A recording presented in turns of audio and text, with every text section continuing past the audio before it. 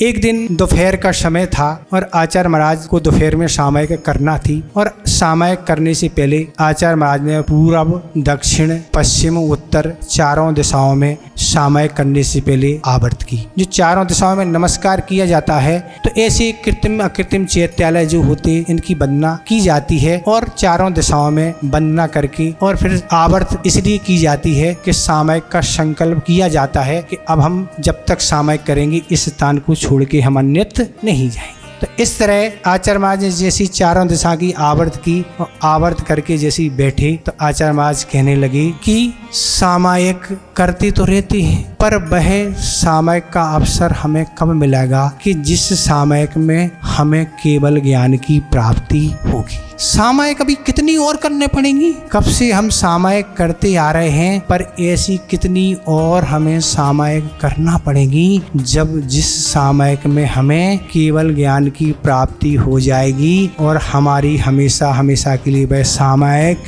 छूट जाए। कितनी उत्कृष्ट भावना हम आपके अंदर ये विचार आ सकता क्या? नहीं आ सकता। पर आचार्य महाराज इस तरह की आवर्त करके सामयिक करने के लिए अपने मन को तैयार कर रहे हैं। क्या कर रहे हैं कि हम ऐसी विशुद्धि पूर्वक सामयिक करें, क्योंकि अभी तो वर्तमान में केवल ज्ञान प्राप्त हो नहीं सकता, मोक्ष तो हो नहीं सकता। आज तो 7वें गुणस्थान से ऊपर ही गुणस्थान नहीं होता, तो अब केवल ज्ञान कैसे प्राप्त होगा? तो जैसे ही छपक श्रेणी जो जीव मारते हैं मुनिराज और ऐसी उसमें विशुद्धि बढ़ाते हैं और विशुद्धि बढ़ा के कर्मों को क्षय करके वह केवल ज्ञान प्राप्त करके उन्हें मुक्ति प्राप्त होती है। तो आचार्य महाराज यही भावना कर रहे हैं कि वह कब तक इतनी सामयिक कितनी सामयिक और हमारी अभी शेष है कि वह एक अंतिम सामयिक होगी जिस सामयिक में हमें केवल ज्ञान की प्राप्ति हो जाएगी, फिर हमें कभी सामयिक नहीं करना पड़ेगी।